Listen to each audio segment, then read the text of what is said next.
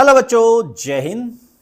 तो अणु संख्या गुणधर्म का सीरीज में तीसरा अणु संख्या गुणधर्म क्या है? हिमांक में अवनमन। इससे पहले आप वाष्प दाब में अपेक्षिक अवनमन और क्वथनांक में उन्नयन पढ़ चुके हैं। नहीं पढ़े हैं तो वीडियो बना है, प्लेलिस्ट खोलना है, उसको क्लिक करके देख लेना है। डाउट है तो क्वेश्चन कर देना है। आज हिमांक में अवनमन की बात, ग्राफिकल, थ्योरेटिकल, मैथमेटिकल, एप्लीकेशन, 4 बात पढ़ने वाले हैं। तो स्टार्ट करते हैं हिमांक के परिभाषा से, यानी फ्रीजिंग पॉइंट क्या है। हाँ, आप जानते हैं, पता है। अब उसको वाष्पदाब के टर्म में बताना है, क्या है, चलिए जानते हैं।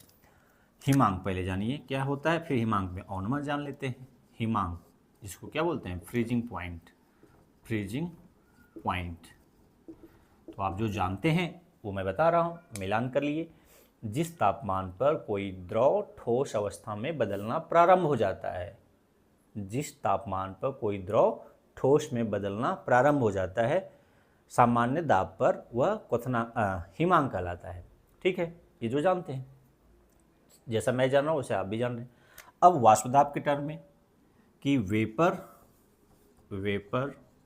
प्रेशर ऑफ लिक्विड बिकम, या vapour pressure of liquid, vapour pressure of solid, vapour pressure of solid, दोनों का जब, यानी द्रव का वाष्प दाब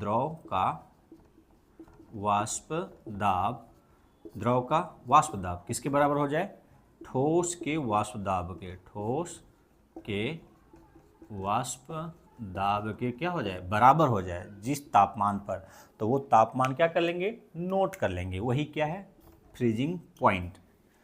टेम्परेचर, फ्रीजिंग टेम्परेचर, जिस तापमान पर वह द्रव का वाष्प दाब ठोस के वाष्प दाब के बराबर हो जाता है, वह फ्रीजिंग पॉइंट कहलाता है उस द्रव के लिए। तो पानी कितने पर होता है भाई? पानी का फ्रीजिंग पॉइंट कितना है? TF नॉट हो जाएगा 0 डिग्री सेल्सियस। अब पानी में कुछ मिला दीजिए, यानी पानी है और इसमें चीनी है, यानी अब सॉल्यूशन है। तो सॉल्यूशन का जो फ्रीजिंग पॉइंट होगा वो कितना होगा? क्या 0 होगा, 0 से कम होगा, 0 से ज़्यादा होगा? क्या एक्सपेक्ट करते हैं, क्या सोचते हैं आप? इसको देखेंगे थोड़े देर के बाद। अब धीरे धीरे समझ जाएंगे कि क्या होगा, घटेगा, बढ़ेगा। तो यहाँ पर क्या है, पढ़ने जा रहे हैं आप अवनमन, यानी कमी, यानी जाहिर सी बात है कि घटेगा। यानी विलायक का हिमांक और विलयन के हिमांक में अंतर आएगा। विलयन का हिमांक कम होगा विलायक के हिमांक से। कितना कम होगा? वही हिमांक में कमी कहलाएगा, डेल्टा TF। समझ रहे हैं ना? तो क्यों कमी होगा वो भी देखेंगे। चलिए, तो मतलब विलायक का क्वथनांक हिमांक ज़्यादा आएगा और विलयन का कम आएगा। इसी को बोलते हैं हिमांक में अवनमन। मिटाते हैं और समझाते हैं आगे।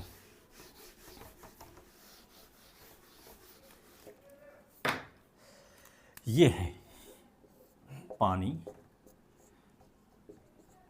1 लीटर, इसका जो फ्रीजिंग पॉइंट है TF नॉट 0 डिग्री सेल्सियस। यानी ये लिक्विड किस में बदलेगा भाई? ठोस में। ये लिक्विड से क्या हो जाएगा? वाटर ही रहेगा, लेकिन ये लिक्विड से किस में बदल जाएगा? सॉलिड में। कब बदल जाता है? 0 डिग्री पर। अब इसी पानी में आप थोड़ा सा कुछ अवाष्पशील विलेय, जैसे चीनी, नमक, कुछ भी, तो हम यहाँ पर ले रहे हैं चीनी के पार्टिकल। क्या घोल दिए हैं? चीनी। कितना ग्राम? हम काल्पनिक मात्रा ले रहे हैं, केवल समझाने के मात्र से।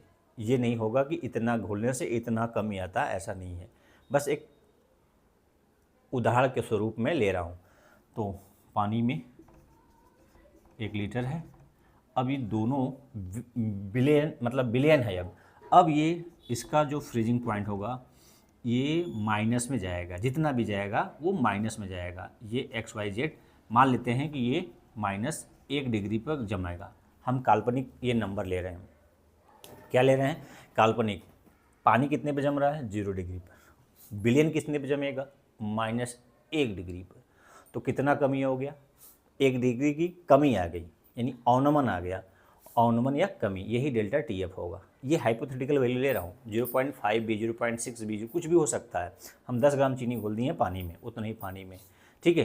क्यों ऐसा हुआ, ये ऐसा क्यों हुआ, तो आप अभी समझ लेंगे कि ये दोनों ही कंडीशन में पानी केवल जमेगा।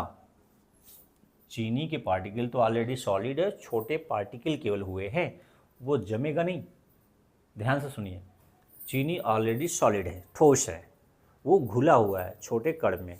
जब वो फ्रीज हो रहा है तो पानी के अणु आपस में चिपक रहे हैं और ये सॉलिडिफाई हो रहा है। तो पानी केवल था तो कोई उसमें बीच में नहीं था, कुछ भी विलय नहीं था, तो ये आपस में आसानी से आ जा के चिपक जा रहे थे, कोई प्रॉब्लम नहीं थी। लेकिन जब विलयन है यानी सोल्यूशन है, चीनी है, तो बीच बीच में क्या है, चीनी है, तो इसको चिपकने से क्या कर रहा है, चीनी के पार्टिकल रोक रहा है। तो इसका वाष्प दाब क्या है, इसका वाष्प दाब कम है, विलयन का वाष्प दाब कम है। तो हमें और ठंडा करना पड़ेगा, ताकि ये पानी आपस में चिपक पाए और ये बाहर रह जाए, यानी इसके मॉलिक्यूल क्रिस्टलाइज होने के लिए, क्रिस्टलीकरण होने के लिए जो विलय घुला है चीनी, ये बीच में रुकावट डाल रहा है। ये क्या कर रहा है, रुकावट डाल रहा है, तो इसको रोकना है। तो ठंडा कर दीजिए, बहुत ज़्यादा ठंडा कर दीजिए, इतना ये बीच में, इनके बीच में जो आ रहे थे पास, उससे ये अलग रहे, यानी किनारे हो जाए। किनारे कब होंगे, जब हम टेम्परेचर गिरा कर उसको एक जगह रोक दें, कि पानी के बीच क्रिस्टल बनने से रुकावट पैदा न करें। तो हमें तापमान को क्या करना पड़ेगा, डाउन करना पड़ेगा। तो डाउन करेंगे तो कमी आएगी, यही कमी क्या कहलाएगा, हिमांक में अवनमन या कमी।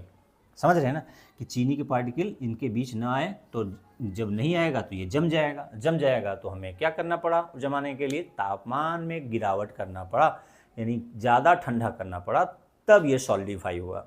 क्यों, एक कारण लिख सकते हैं, वाष्प दाब इसका कम होता है, ठीक है ना। दोनों ही कंडीशन में विलायक के अणु आपस में चिपकते हैं तो ठोस बनते हैं। तो जब पानी था तो कोई विलय नहीं था, आपस में आसानी से चिपक जा रहे हैं। जब विलयन था तो बीच बीच में क्या है, विलय है, तो आपस में जाने से उसको रुकावट डाल रहे हैं। तो टेम्परेचर को कम करेंगे तो विलय के कण इन दोनों के बीच से किनारे रहेंगे, तब ये चिपकेगा। तो ऐसा करने के लिए तापमान में हमें गिरावट करना पड़ता है, इसलिए डिप्रेशन इन फ्रीजिंग पॉइंट या हिमांक में कमी होता है, ठीक है। अब हिमांक में कमी एक अणु संख्या गुणधर्म है, इसका हम संबंध यानी ये सिद्ध करने जाएंगे, और विलय के मोलर द्रव्यमान हिमांक में कमी यानी हिमांक में अवनमन में क्या रिश्ता, संबंध, रिलेशन है, उसको जानेंगे, क्योंकि इस पर न्यूमेरिकल पूछता है, जानना है इसको। तो चलिए देखते हैं, हिमांक में कमी एक अणु संख्या गुणधर्म है, विलय के मोलर द्रव्यमान और हिमांक में कमी के बीच संबंध।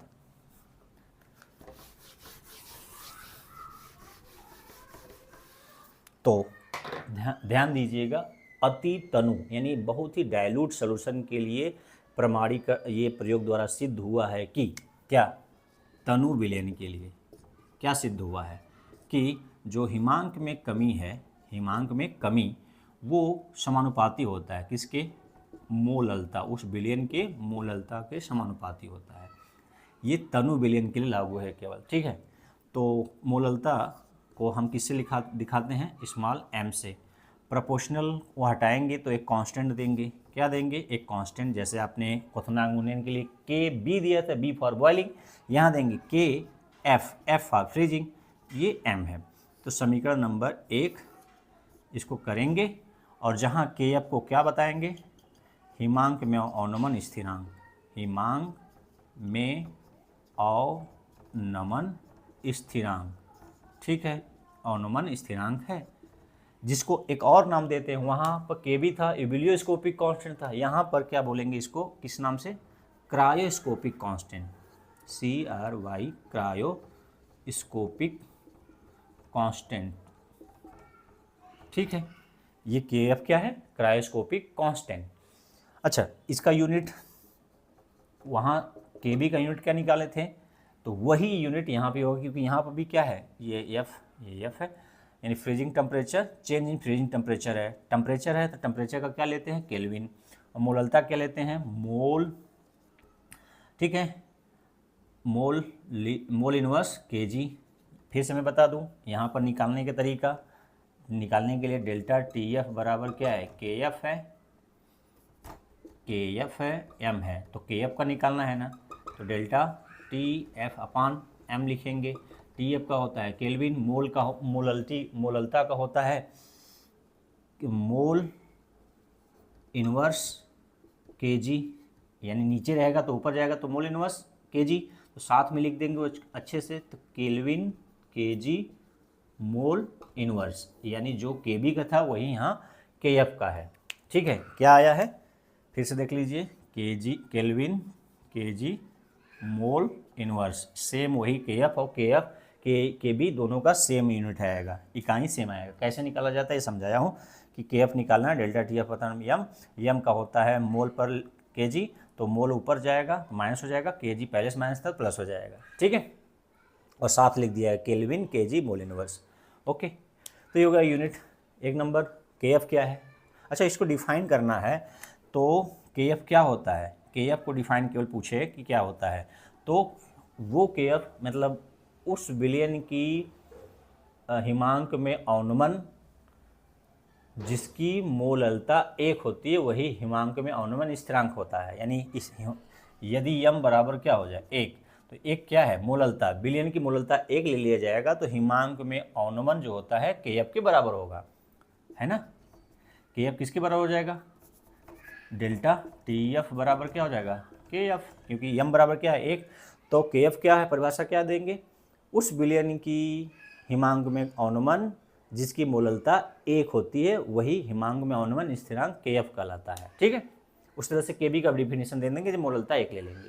तो चलिए अब दिखाते हैं कि ये एक अणु संख्या गुणधर्म है, सिद्ध करेंगे कि एक अणु संख्या गुणधर्म है, क्योंकि ये नंबर पर डिपेंड करता है।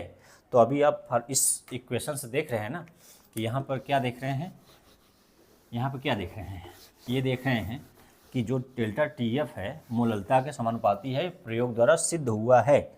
और मोललता क्या होता है, नंबर ऑफ मोल्स होता है, और weight of solvent in KG होता है, विलायक का भार किलोग्राम में। तो मोललता नंबर ऑफ मोल्स के समानुपाती, तो नंबर ऑफ मोल्स क्या है, नंबर है, क्या है, नंबर ऑफ पार्टिकल्स है, तो नंबर मोललता मोल के मोल नंबर के, तो ये डेल्टा टी एफ क्या है, विलेय के नंबर पर डिपेंड कर रहा है, नंबर ऑफ पार्टिकल्स या मोल्स ऑफ सल्यूट, यानी इस विलेय के नंबर पर डिपेंड करता है, इसलिए क्या है, एक अणु संख्या गुणधर्म है, सिद्ध हो जाएगा।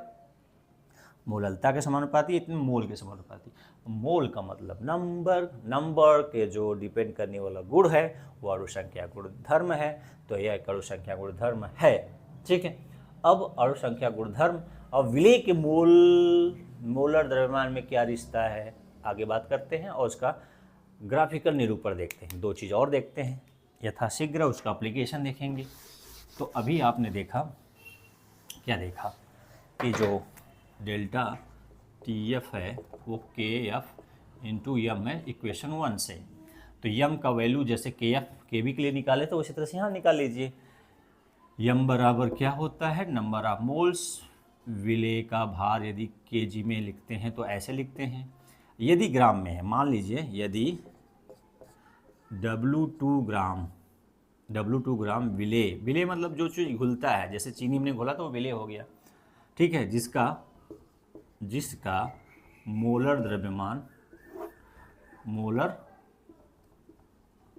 द्रव्यमान क्या है, m2 है, m2 है, W1 ग्राम विलायक में घुला हुआ है, विलायक में घुला है या मौजूद है, घुला है, तो इसकी मोललता क्या हो जाएगी, मोललता, इस विलेय की मोललता क्या होगी, W2 विलेय हो गया, विलेय का भार, M2 विलेय का मोलर द्रव्यमान, और विलेय का भार ग्राम में यदि है तो क्या करना है, 1000 से डिवाइड करना है ताकि ये किलोग्राम में बदल जाए। ये उसको क्या कर दीजिए, ऊपर ले जाइए, बटे के बटे है ना, तो W2/m2 इंटू W1, ये W1 मान लीजिए इसको। विलायक को हम किससे डिनोट कर रहे हैं, W1 से, और गुणे क्या हो जाएगा 1000, ठीक है। तो ये किसके बराबर हो गया, m के। m का मान कहाँ रख दीजिए, समीकरण 1 में रख दीजिए, मोललता को यहाँ से निकाल के उठा के रख दीजिए समीकरण 1 में। तो क्या हो जाएगा, डेल्टा TF बराबर KF हो जाएगा गुणे W2 इंटू 1000 अपान M2 इंटू W1। ये हो गया संबंध। यदि M2 निकालना है यहाँ से तो ट्रांसफ़र कर लीजिए, KF इंटू W2 इंटू 1000 अपान डेल्टा TF इंटू W1, ठीक है। तो यहाँ से M2 निकल जाएगा, मोलर द्रव्यमान निकल जाएगा। समीकरण नंबर 3 बना लीजिए। इस समीकरण का यूज करिएगा विलेय का मोलर द्रव्यमान ज्ञात करने के लिए, यदि सब कुछ दिया है तब। अच्छा, KF किस पर निर्भर करता है, विलायक की प्रकृति की, वो क्या चीज़ लिया गया है, पानी है कि बेंजीन है कि क्लोरोफॉर्म है कि एसीटोन है, क्या है, इस पर निर्भर करेगा। हर एक विलायक के लिए अलग अलग मान रहेगा, ये दिया रहेगा, ये प्रायोगिक मान से आएगा, प्रैक्टिकल, थियोरेटिकल नहीं। तो ये हो गया भाई इसका गणितीय समीकरण, इसका कंसेप्ट। अभी ग्राफिकल इसका निरूपण देखिए कि कैसे ग्राफिकल हम इसको समझा पाएंगे या दिखा पाएंगे ग्राफ से। तो ग्राफ से दिखाने के लिए इसको मिटाना है, मिटाते हैं और दिखाते हैं। क्या दिखाते हैं कि इधर क्या लेते हैं, x, इधर x एक्सिस पे क्या लेते हैं और y एक्सिस पे क्या लेते हैं। इधर लेते हैं ताप, और देखिए वहाँ पर क्वथनांक में उन्नयन वाले में हमने वायुमंडलीय दाब के बराबर करना था, इसलिए हमने वायुमंडलीय दाब को यह लिख दिया था। यहाँ पर क्या करना है, ताप को कम करना है, यानी ताप इधर बढ़ेगा इधर घटेगा। तो हमें क्या करना है, ताप इधर जो लिया है इधर कम करते जाना है। तो मान लीजिए नॉर्मल टेम्परेचर 25 डिग्री सेल्सियस पे पानी को लिए हैं, तो इसका वाष्प दाब कुछ इतना है। यहाँ क्या है, वाष्प दाब है, वाई एक्सिस पे क्या लिए हैं, वाष्प दाब, और एक्स एक्सिस पे लिए हैं तापमान। तो 25 डिग्री सेल्सियस से स्टार्ट करिए, मान लीजिए ताप करना। ठंडा करेंगे तब न जमेगा भाई, क्या करेंगे, ठंडा करेंगे। तो ठंडा मतलब टेम्परेचर डिक्रीज करेंगे, तो वाष्प दाब क्या होगा, घटेगा। घटते घटते घटते कितना हो जाए, 0 हो जाए, यानी खत्म हो जाए, सॉलिड के बराबर हो जाए। सॉलिड का वाष्प दाब होता है क्या, वाष्प दाब ठोस का वाष्प दाब होता है क्या, मान लीजिए 0 है, कुछ ना कुछ तो होता होगा, मान लीजिए 0 है, तो इतना ही 0 करना है द्रव का। तो जब टेम्परेचर घटाएंगे वाष्प दाब घटेगा घटेगा घटेगा कर, जैसे ही ठोस के बराबर, यानी मान लीजिए 0 है तो 0 के बराबर हो जाए तो क्या हो जाएगा, जम जाएगा, तो ये फ्रीजिंग पॉइंट हो जाएगा। समझ में आ रहा है बात। चलिए, तो वाष्प दाब इसका है, घटाएंगे वाष्प दाब घटते घटते मान लीजिए किसके बराबर हो, ठोस के बराबर हो गया। तो ये टेम्परेचर क्या कर लीजिए, नोट कर लीजिए। ये टेम्परेचर जो है ये उस विलायक का क्या है, फ्रीजिंग पॉइंट है। क्या है, freezing point, freezing temperature of solvent. ये किसके लिए हो गया कि वाष्प दाब आप ज़्यादा था, घटा रहे थे, जैसे ही इसका ठोस के क्या हुआ, वाष्प दाब बराबर हुआ, यानी जम गया, तो नोट कर लिया गया। तो ये क्या हो गया, विलायक का क्वथनांक हो गया, सॉरी हिमांक हो गया। अब विलयन का हमेशा जानते हैं कि वाष्प दाब कम होता है, तो ग्राफ इसका जो जाएगा लाइन नीचे से, क्योंकि कम होगा, वाष्प दाब घटा रहे हैं, तो विलयन का भी स्टार्ट किए, वाष्प दाब घटता जाएगा, टेम्परेचर घटा रहे हैं, वाष्प दाब घट रहा है। लेकिन जैसे ही विलायक के टेम्परेचर के फ्रीजिंग पॉइंट पर आया, जम नहीं रहा है, उसके नीचे ले जाएंगे, उसके नीचे गया तब ये जमा। मान लीजिए इस टेम्परेचर पर जमा, विलायक वाले टेम्परेचर पर नहीं जमा। विलयन का जो ग्राफ है, ये लाइन इस टेम्परेचर पर सॉलिडिफाई हुआ, तो इसको नोट करेंगे, ये TF है, और जो कमी आई है ये क्या कहलाएगा, डेल्टा, ये क्या कहलाएगा, डेल्टा TF, हिमांक में कमी। यानी इसका मान लीजिए 0 है, सपोज दैट पानी लिए थे तो 0 है, इसका कितना है -1, तो -1 पे ही जम रहा है, तो कितना अंतर आया, डेल्टा TF। कैसे निकालेंगे, TF माइनस TF नॉट, ये कैसे निकालेंगे, इसमें से इसको घटा देंगे, ठीक है ना। यही कहलाता है हिमांक में अवनमन। अच्छा, इसका परिभाषा नहीं बताया था तो अभी सुन लीजिए, ग्राफ से समझ लीजिए। यदि मैं शुरुआत में नहीं बताया होगा, यदि बताया तो ठीक, नहीं बताया तो सुन लीजिए कि TF क्या होता है। कि विलयन का हिमांक कम होता है सॉरी उल्टा बता दिए, यहाँ सुधार कर लीजिए। विलयन का हिमांक कम होता है, विलायक का हिमांक ज़्यादा होता है, तो विलायक क्वथनांक में से विलयन का हिमांक को क्या कर देंगे, घटा देंगे। तो जो अंतर आएगा, जो कमी आएगा, वही हिमांक में अवनमन कहलाएगा। तो यहाँ पर कितना हो रहा है, 0। तो यहाँ आपने स्टार्ट किया था, मान लीजिए 25 डिग्री से स्टार्ट किया था, 25 स्टार्ट किया था, 20, 10, 5 इस तरह से आते आते 0 पर जम गया, तो ये 0 है।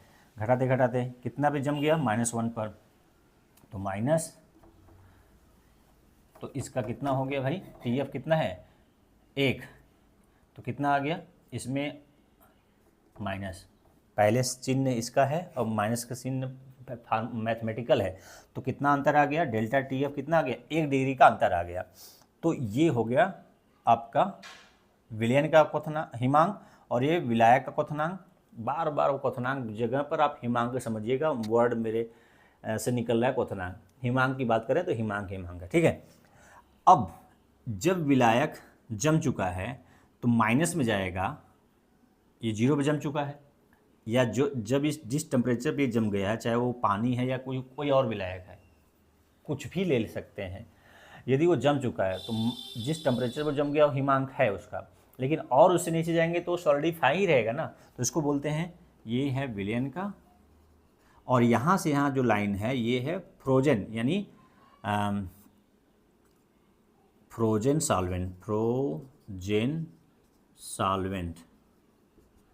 यानी हिमकृत विलायक है। हिमकृत ये क्या है, इसको हिंदी में क्या बोलेंगे, हिमकृत, यानी ऑलरेडी ये सॉलिडिफाई हो चुका है, तो और नीचे जाने पर सॉलिडिफाई रहेगा। हिमकृत विलायक, हिमकृत विलायक का मतलब ये जम चुका है, हिम बन चुका है, भाप बर्फ बन चुका है, और उससे नीचे जाएंगे, जिस टेम्परेचर पर जम गया उससे नीचे जाएंगे तो हिमकृत और हिमकृत ही रहेगा ना, मतलब वो सॉलिडिफाई ही रहेगा, उसको नाम देते हैं हिमकृत। ऑलरेडी वो सॉलिडिफाई है या बर्फ बन चुका है, ठीक है। तो ये मतलब हो गया उसका ग्राफिकल एक्सप्रेशन, ठीक। बात समझ में आ गया। विलयन का वाष्पदाब कम है, विलायक का वाष्पदाब ज़्यादा है। विलयन का हिमांक कम है, विलायक का हिमांक ज़्यादा है। हिमांक विलायक में से हिमांक विलयन से घटाएंगे तो जो आएगा वो हिमांक में अवनमन कहलाएगा, ठीक है। अब इस चीज़ का पढ़ने का उद्देश्य क्या था, कैलकुलेशन करना पहला उद्देश्य, नंबर पाना पहला उद्देश्य होना चाहिए। दूसरा बात, अनुभव करना, उस नॉलेज का उपयोग करना सबसे प्रायोरिटी होती है। जब आप इस लेवल से उठ जाएंगे, नंबर और रटने और इससे नंबर और क्या बोलते हैं एग्ज़ाम के दृष्टिकोण से ऊपर उठ जाएंगे, तो एप्लीकेशन पार्ट उसका समझने लगेंगे, और उसके उद्देश्य को पूरा करने के लिए, अपने लाइफ को ईजी करने के लिए आप इन चीज़ों का अध्ययन करेंगे। तो इसका उपयोगिता कहाँ है, हिमांक में अवनमन की उपयोगिता कहाँ है, उसको 2-3 लाइन में सुन लीजिए, या कुछ देर में हम कुछ समय उस पर दीजिए उसका एप्लीकेशन बताने के लिए। थोड़ा ध्यान से सुन लीजिए, लास्ट पॉइंट में हम उसके एप्लीकेशन की बात करेंगे कि हिमांक में अवनमन का कहाँ कहाँ उपयोगिता है। तो चलिए, कभी कभी पूछता है तो सुने रहिए तो याद रहेगा, बहुत इंटरेस्टिंग है। क्या इंटरेस्टिंग है कि जो पहाड़ी क्षेत्र होते हैं जहाँ ठंडा ज़्यादा पड़ता है, तो वहाँ सड़कों पर, जैसे जम्मू कश्मीर, हिमाचल प्रदेश या नैनीताल, जहाँ जहाँ ठंडा प्रदेश है वहाँ पर सड़कों पर जाड़े के दिनों में बर्फ़ जम जाता है। तो सड़कों पर क्या है, ये सड़क है, सड़क मार्ग पर कार चलानी है, लेकिन उस पर क्या जमा हुआ है, बर्फ़ जमा हुआ है, तो कार क्या होने लगती है, फिसलने लगती है। तो आप यहाँ पर क्या कर दीजिए, नमक का छिड़काव कर दीजिए। नमक का छिड़काव करने से क्या होगा, मान लीजिए बर्फ़ जमता है कितने पर, 0 डिग्री सेल्सियस पर, पानी है तो 0 डिग्री सेल्सियस पर, यदि विलयन है तब 0 से नीचे जाएगा। तो मान लीजिए टेम्परेचर कितना है एटमॉस्फेयर का, 0 है तो जम जाएगा, टेम्परेचर है 0 तो जम जाएगा, बर्फ़ बन गया है। और यदि इस पर नमक छिड़क दिया जाए इस रोड पर या बर्फ़ पर, तो ये क्या हो गया, अब क्या हो गया, विलयन हो गया। मतलब ये थोड़ा थोड़ा घुलेगा और नमक, बर्फ़ के साथ नमक जाएगा तो मिक्स होकर विलयन बनाएगा। विलयन का तापमान क्या होता है, विलायक के तापमान से, हिमांक से कम होता है। जब तापमान वायुमंडल का बहुत माइनस में जाएगा, सामान्यतः 0 डिग्री रहता है, -1 डिग्री रहता है, तो मान लीजिए वायुमंडल का तापमान 0 डिग्री है, तब इस पर विलयन ठोस नहीं बनेगा। क्यों? कि जब विलयन का तापमान कितना जाएगा, -20, विलयन का तापमान मान लीजिए -20 है और वायुमंडल का तापमान 0 है, तो क्या विलयन ठोस होगा? नहीं होगा ना, क्योंकि जब -20 जाएगा डिग्री सेल्सियस तब ये जमेगा। तो नमक का छिड़काव करने से बर्फ़ और नमक के मिश्रण से विलयन बन जाता है और विलयन का हिमांक बहुत कम हो जाता है, जो वायुमंडलीय तापमान से बहुत ही नीचे है। तो जब वायुमंडलीय तापमान उतना नीचे जाएगा तब बर्फ़ बनेगा सड़क पर, अन्यथा तब तक वो नहीं बनेगा। अर्थात बर्फ़ जमा भी रहेगा तो पिघलने लगेगा और पिघल कर क्या बन जाएगा, पानी बन जाएगा और बह जाएगा, सड़क साफ हो जाएगा।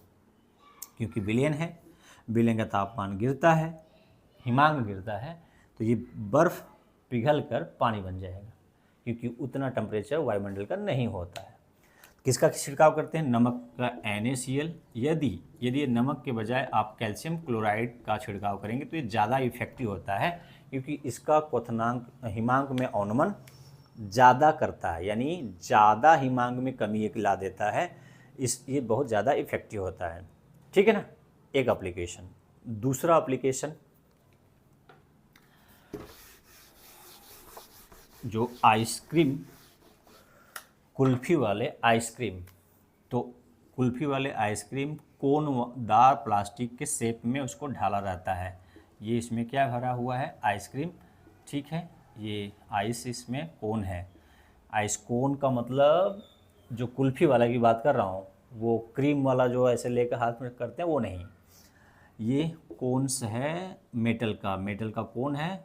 ठीक है, यह धातु का जिसमें बर्फ़ जमाया रहता है। ठीक, ऐसे कोन्स को कहाँ रखता है? वो कंटेनर में रखता है, जिसमें क्या लिया रहता है? बर्फ़ के टुकड़े लिया रहता है। इसमें क्या लिया रहता है? बर्फ़ के टुकड़े लिया रहता है, और साथ साथ क्या रहता है? उसमें नमक भी रहता है। नमक और बर्फ़ के टुकड़े क्या है? NaCl और बर्फ़ है। तो बर्फ़ और NaCl मिलकर ये क्या बना लेता है? विलयन बना लेता है। और विलयन का हिमांक जो होता है कम हो जाता है। जब कम हो जाएगा तो ये इस जो कोन में आइसक्रीम है उसको ठंडा बनाए रखेगा और लंबे समय तक जमा रहेगा, यानी ये जल्दी इसका शेप खराब नहीं होगा निकालने पर। ठीक है ना। तो बर्फ़ और नमक के मिश्रण में आइस कोन के शेप को रखा जाता है ताकि वो लंबे समय तक जमा रहे, नहीं तो पिघल जाता है। ठीक है, दूसरा एप्लीकेशन हो गया कि नमक बर्फ़ का मिक्सचर एक एंटी फ्रीजिंग की तरह काम करेगा, जो जमने से क्या मतलब ठंडा कर देगा। कहने का मतलब है इसका हिमांक क्या हो जाएगा? कम हो जाएगा, जो इसके शेप को बनाए रखेगा, यानी बर्फ़ को बर्फ़ के रूप में जमे रहने देगा लंबे समय तक। दो हो गया। तीसरा, जो ठंडे प्रदेशों में गाड़ियाँ चलती है, उसके कार के रेडिएटर में पानी बर्फ़ न बन जाए, इसलिए पानी में क्या मिलाया जाता है? Ethyl glycol C2CH2OH CH2OH। इसको ये क्या है? इसका नाम एथाइलिन ग्लाइकॉल,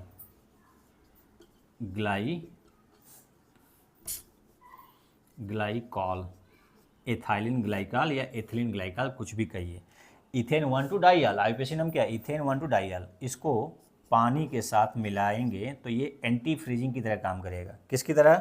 पानी के साथ इसको मिलाएंगे तो कैसा काम करेगा? ये एंटी फ्रीजिंग मटेरियल की तरह। ठीक है, ये एंटी फ्रीजिंग यानी प्रति हिमकृत पदार्थ की तरह एथिलीन ग्लाइकॉल यूज होता है। ये कार रेडिएटर में बर्फ़ जमने से रोकता है, यानी पानी रहेगा केवल तो बर्फ़ बन जाएगा, लेकिन ये मिलाने से ये बर्फ़ बनने से क्या करता है? रोकता है, इसलिए कोई समस्या नहीं आएगी रेडिएटर में। ठीक है ना। तो एथिलीन ग्लाइकॉल का यूज क्या होता है? एंटी फ्रीजिंग के रूप में होता है। नमक और बर्फ़ के मिक्सचर में आइस कोन को रखते हैं ताकि इसका बर्फ़ शेप बना रहे, पिघले नहीं तो ये क्या हो जाएगा? इसका कोन में से जब बर्फ़ निकलेगा तो पिघल जाएगा, पानी बन जाएगा, यानी पानी की तरह बहने लगेगा। और दूसरा, सड़कों से जो सड़क पर जमे हुए बर्फ़ हैं उसको नमक छिड़काव कर देंगे तो सड़क पर बर्फ़ नहीं जमेगा, या जमा है तो गल के पिघल जाएगा, पिघल कर निकल जाएगा। ठीक है, तो ये उसका एप्लीकेशन पार्ट हो गया। तो आज आपने सीखा, अभी आपने सीखा हिमांक में औनमन क्या है, हिमांक में औनमन एक अणु संख्या गुणधर्म है, हिमांक में औनमन और विलेय के मोलर द्रव्यमान में क्या संबंध है और इसका एप्लीकेशन। ठीक है, तो आज के लिए इतना ही, फिर मिलेंगे अगले वीडियो में। पराशर दाब एक अणु संख्या गुणधर्म है और उसके सब चीज़ें रिलेटेड जितने भी बात हैं। आज के लिए इतना ही, फिर मिलते हैं।